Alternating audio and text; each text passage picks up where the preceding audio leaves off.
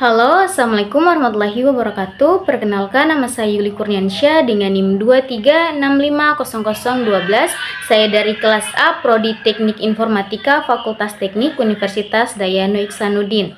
Oke, pada video kali ini saya akan menjelaskan dan mereview PPT yang dimana dengan mata kuliah Manajemen Proyek Teknologi Informasi dengan dosen pengampu Bapak Eri Mustar Hasiri, Sarjana Komputer, Magister Komputer. Oke, lanjut ke penjelasan materinya. Ini saya sudah menyiapkan materi PPT-nya. Ini PPT yang diberikan oleh dosen. Di sini PPT yang saya buat. Oke, langsung saja pada penjelasannya.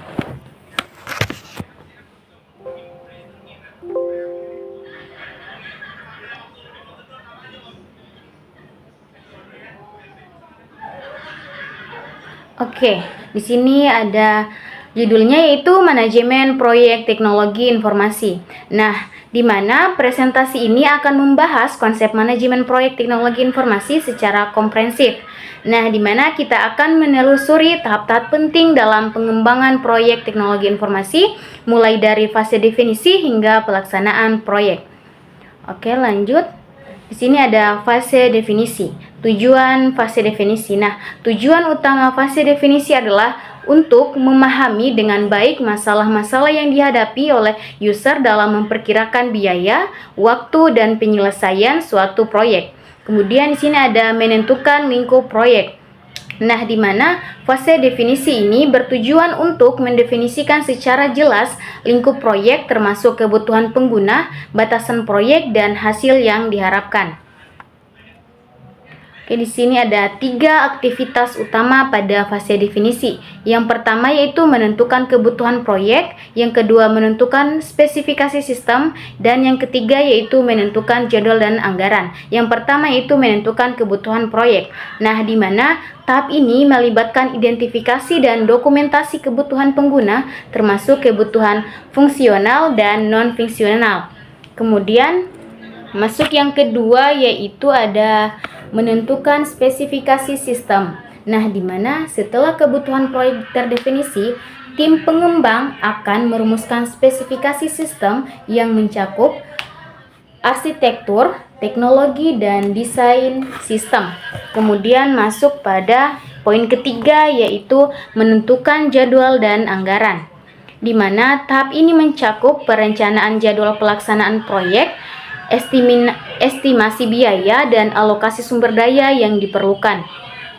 Oke, lanjut ke dokumen kebutuhan atau requirement dokumen atau RD, di mana dokumen kebutuhan atau RD ini merupakan dokumen penting yang berisi deskripsi detail tentang kebutuhan sistem atau aplikasi yang akan dibangun dalam proyek teknologi informasi. Oke, lanjut lagi. Untuk pendahuluan. Nah, untuk pendahuluan dia berisi latar belakang, tujuan, lingkup proyek, di mana ini menjelaskan mengapa proyek ini penting dan apa yang ingin dicapai. Kemudian deskripsi umum, itu di mana dia menjelaskan perspektif produk, di mana fungsi utama produk, karakteristik pengguna, serta batasan-batasan proyek. Kemudian ke kebutuhan spesifik. Nah, di mana kebutuhan spesifik ini dia mendetailkan setiap kebutuhan fungsional dan non-fungsional sistem atau aplikasi, termasuk fitur dan kriteria kinerja. Oke, di sini ada gambarnya. Oke, lanjut lagi pada slide berikutnya.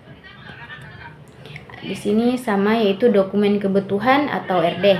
Yang pertama itu ada glosarium dan lampiran. Di mana untuk glosarium ini dia kata-kata khusus yang digunakan dalam dokumen.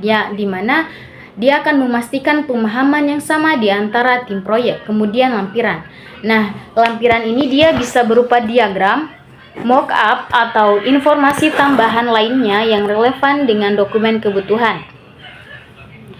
Oke, masuk lagi ke langkah-langkah dalam pembuatan dokumen kebutuhan atau rekrutmen dokumen atau RD. Yang pertama itu ada pemahaman proyek. Yang kedua, identifikasi pemangku kepentingan, dan yang ketiga yaitu wawancara dan diskusi. Nah, untuk pemahaman proyek, dia memahami tujuan, lingkup, dan sasaran dari proyek. Yang kedua yaitu identifikasi pemangku kepentingan. Nah, di mana dia mengetahui siapa saja yang terlibat dalam proyek dan apa peran mereka. Kemudian poin ketiga yaitu wawancara dan diskusi. Dia akan melakukan pertemuan atau wawancara dengan pemangku kepentingan untuk mengumpulkan kebutuhan awal dan mendapatkan pemahaman yang lebih dalam tentang apa yang diharapkan dari sistem atau aplikasi. Oke, kita masuk pada slide berikutnya, sama yaitu langkah-langkah dalam pembuatan dokumen kebutuhan atau rekrutmen dokumen, di mana yang pertama ada analisis pasar, studi kelayakan, dan identifikasi kebutuhan awal. Analisis pasar. Nah, jika proyek berkaitan dengan produk komersial, analisis pasar ini dia bisa membantu untuk memahami tren, persaingan, dan kebutuhan pelanggan. Kemudian yang kedua yaitu studi kelayakan, di mana dia akan menilai apakah produk layak untuk dikerjakan dari segi teknis, finansial, dan operasional.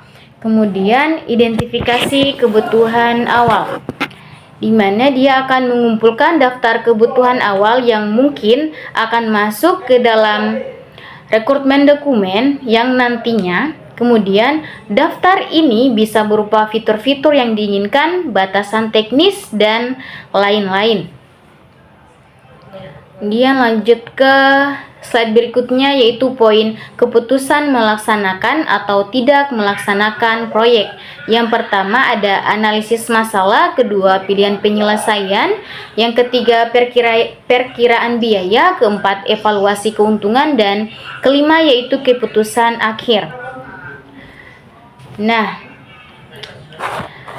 setelah kita melakukan studi kelayakan dan analisis yang komprehensif, tim proyek akan mengambil keputusan apakah proyek layak untuk dilanjutkan atau tidak. Oke, mungkin itu saja penjelasan dari materi yang pertama mengenai manajemen proyek teknik informasi. Selanjutnya saya akhiri dengan ucapan wabillahi taufiq wal hidayah. Wassalamualaikum warahmatullahi wabarakatuh. Sampai jumpa ke video penjelasan review PPT berikutnya.